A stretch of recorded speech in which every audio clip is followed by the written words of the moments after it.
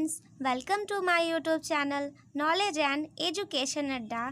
Friends, मैं आज आपके लिए ऑर्बिटल्स, सबसेल्स ऑफ बाहु प्रिंसिपल एंड बोरबरी प्रिंसिपल के बारे में बताऊंगी। तो चलिए फ्रेंड्स, वीडियो को स्टार्ट करते हैं। सबसे पहले बात करते हैं फ्रेंड्स ऑर्बिटल यानी जिसे हम कक्षक कहते हैं।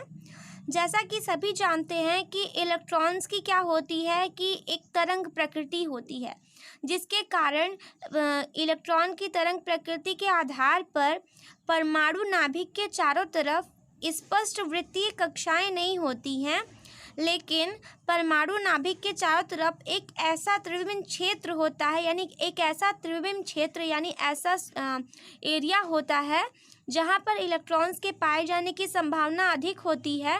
उस क्षेत्र को ही हम क्या कहते हैं? ऑर्बिटल कहते हैं।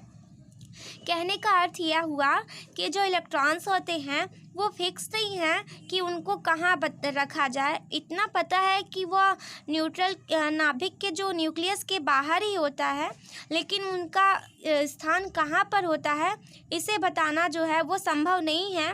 लेकिन कुछ यह संभावना हो सकती है कि हाँ, यह किस जगह पर पाया जा सकता है, यानी कि उस संभावना को ही हम कहते हैं ऑर्बिटल। और प्रत्येक कक्षक में अधिकतम 2 इलेक्ट्रॉन होते हैं, यानी कि हर एक ऑर्बिटल में मैक्सिमम 2 इलेक्ट्रॉन्स होते हैं, जिनकी दिशा जो होती है वो एक दूसरे के अपोजिट होती है। जैसा कि आप यहाँ पर देख रहे हैं, एक अगर क्लॉकवाइज है तो दूसरा जस्ट अपोजिट एंटी क्लॉकवाइज होता है। इसके अलावा फ्रेंड्स, हम बात करते हैं ऑर्बिटल्स के टाइप की। तो ऑर्बिटल्स के कई टाइप्स होते हैं, जिसमें जो ऑर्बिटल्स होता है वो डिवाइड होता है सबसेल्स में। तो सबसेल जो होते हैं वो 4 टाइप्स के होते हैं, S, P, D, F। इस सबसेल को जो है वो ऑफ बाहु प्रिंसिपल के अकॉर्डिंग डिवाइड किया गया है। इसके अलावा बोरबरी प्रिंसिपल के अकॉर्डिंग अगर हम डिवाइड करेंगे तो वो K, L, M, N में डिवाइड होगा। जैसा कि प्रीवियस वीडियो में हमने देखा भी है कि बोरबरी प्रिंसिपल कैसे उसमें उन्होंने इलेक्ट्रॉन्स को डिवाइड किया है या उनके सबसेल्स और सेल्स के बारे में बताया है। बात करते हैं कि एस सबसेल में कितने इलेक्ट्रॉन्स होते हैं, तो मैक्सिमम 2 हो सकते हैं। पी सबसेल्स में मैक्सिमम 6 इलेक्ट्रॉन्स हो सकते हैं। डी में मैक्सिमम 10 एंड एफ में मैक्सिमम 14 इलेक्ट्रॉन्स हो सकते हैं। ऑर्बिट जो होते हैं यानी कि कक्षक जो होते हैं उसमें इलेक्ट्रॉन्स को कैसे फिल किया जाता है हम यहाँ पर देखेंगे। जैसा कि हमने अभी आपको बताया कि एक ऑर्बिट में मैक्सिमम 2 इलेक्ट्रॉन्स होते हैं और जिनको हम एंटी क्लॉकवाइज ही फिल करते हैं। तो पहले अगर इस तरह से क्लॉकवाइज फिल किया गया है, देन दूसरा एंटी क्लॉकवाइज उसको फिल किया जाता है। इसी टाइप से आप अगर देखेंगे, क्योंकि एस में 2 इलेक्ट्रॉन्स होते हैं तो उसको जो है उसको डिफाइन करने के लिए सबसेल एक ही होगा। यहाँ पर 3 होंगे, यहाँ पर आप देख सकते हैं, जिन्हें हम PX, PY, PZ कहते हैं। इसी तरह से यहाँ पर क्या है 1 2 3 4 5 बॉक्सेस हैं एंड यहाँ पर आप देख रहे हैं 7 बॉक्सेस हैं। क्यों 7 बॉक्सेस हैं? क्योंकि 7 बॉक्सेस में जब आप इलेक्ट्रॉन्स की फिलिंग करेंगे तो वो 14 हो जाएगा, क्योंकि एक बॉक्स में 2 इलेक्ट्रॉन्स को फिल किया जाता है। ये जो बॉक्सेस हैं इन्हीं को हम ऑर्बिट कहते हैं। इस ऑर्बिट में आप देख रहे हैं कि P को जो है वो पहले इस तरह से फिल किया गया है एंड D को जो है वो यहाँ पर 2, यहाँ 2, यहाँ 2, यहाँ पर 2, इस तरह से काउंटिंग करेंगे तो 10 हो जाएंगे, यहाँ पर 14। फ्रेंड्स, इसको फिलिंग करने का भी रूल होता है जिन्हें हम हुंस लॉ कहते हैं। तो हुंस लॉ को भी हम इस वीडियो में देख लेंगे।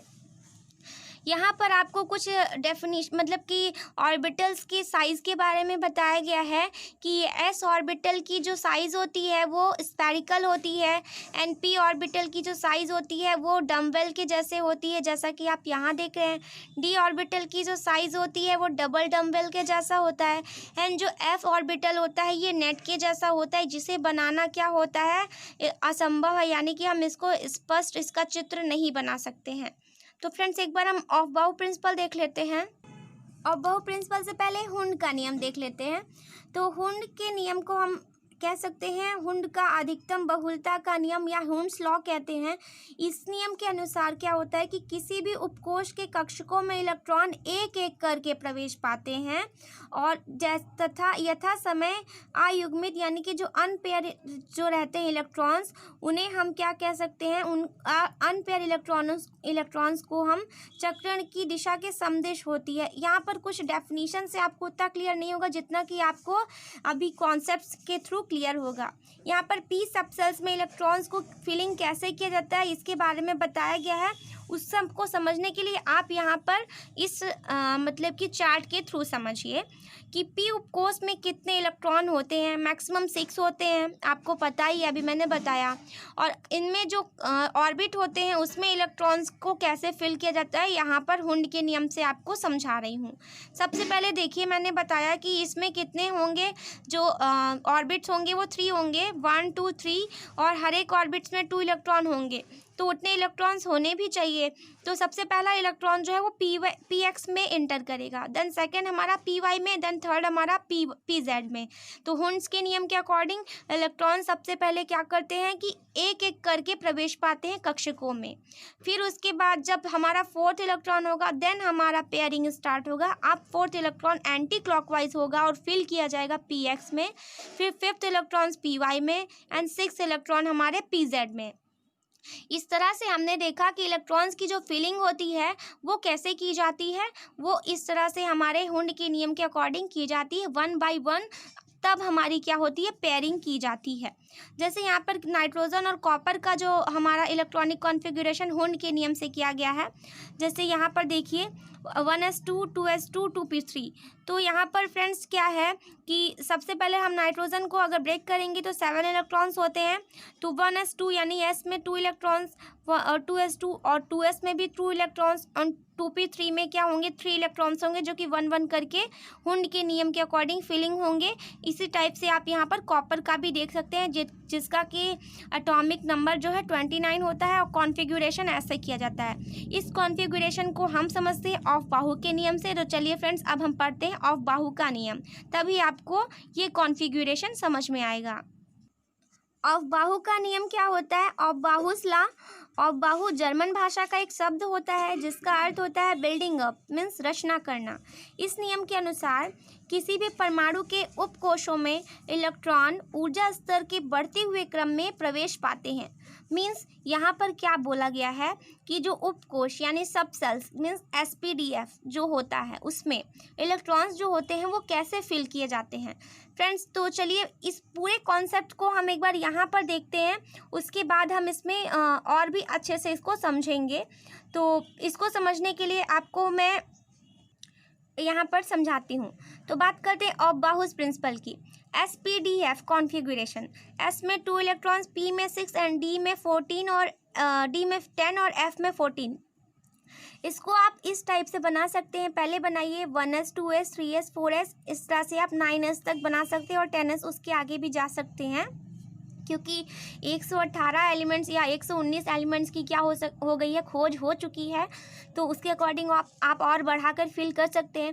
देन आप क्या कीजिए, आप 2p से स्टार्ट कीजिए, 1p से नहीं 2p से, 2p 3p 4p 5p 6p 7p 8p। फिर आप स्टार्ट कीजिए 8d से, 8d से स्टार्ट की 3d से स्टार्ट कीजिए, फिर 3d 4d 5d 6d 7d, और इसी तरह से आप 4f से स्टार्ट कीजिए। आप कुछ यहाँ पर एक नियम ये देख रहे होंगे कि कुछ जो है यहाँ पर 1s से शुरू हो रहा है, सेकंड जो है वो 2p से शुरू हो रहा है, फिर 3d से, फिर 4f से। मैंने यहाँ पे 1f से नहीं स्टार्ट किया, ना ही 3f से। यानी स्टार्टिंग करने की भी क्या है, कुछ एक कंडीशन है। आप अगर इस तरह से मेरी तरह आप फिलिंग करना सीख जाएंगे तो आपको बाहु प्रिंसिपल चुटकियों में याद हो जाएगा, समझ में आ जाएगा और आप कभी भी नहीं भूलेंगे। तो फ्रेंड्स इसको समझते हैं।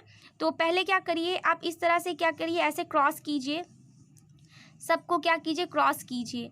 तो आप यहाँ पर इसको क्रॉस करते जाएंगे। जब आप ऐसे इसको तिरछा क्रॉस करते जाएंगे तो इस तरह से आप एक यहाँ पर ऐसे आप सर्कुलर टाइप का बनाते जाएंगे।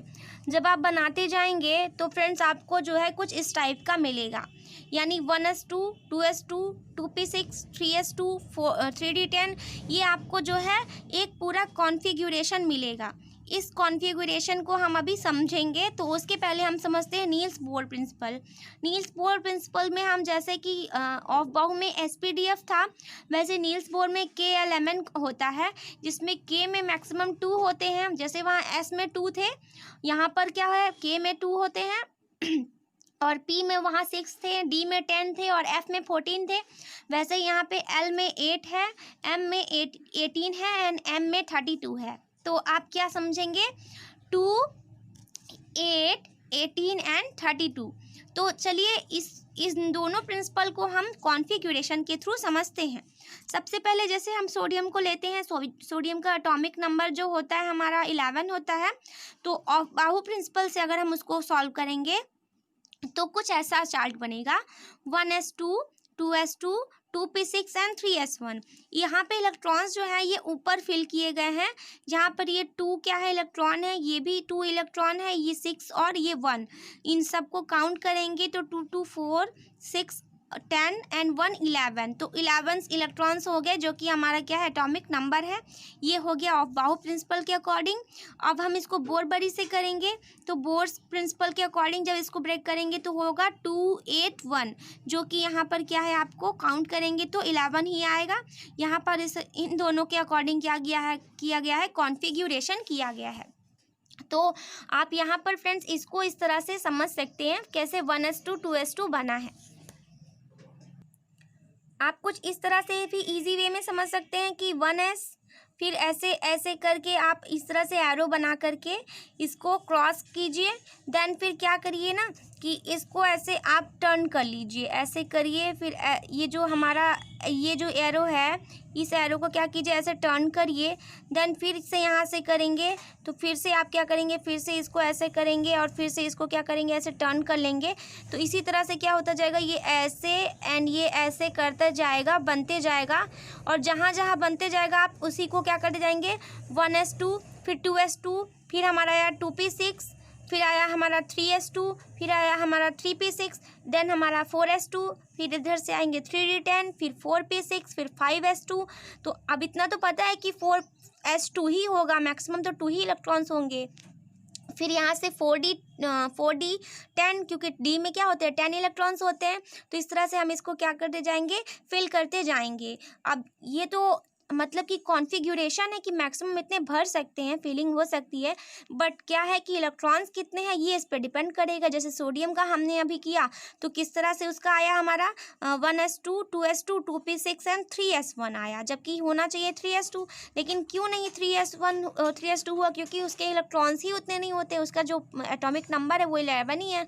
तो वो आपको फीलिंग करनी है। इसका भी मैं अभी वीडियो बना दूंगी कि मतलब इलेक्ट्रॉनिक कॉन्फ़िगरेशन का, तो आपको क्लियर हो जाएगा।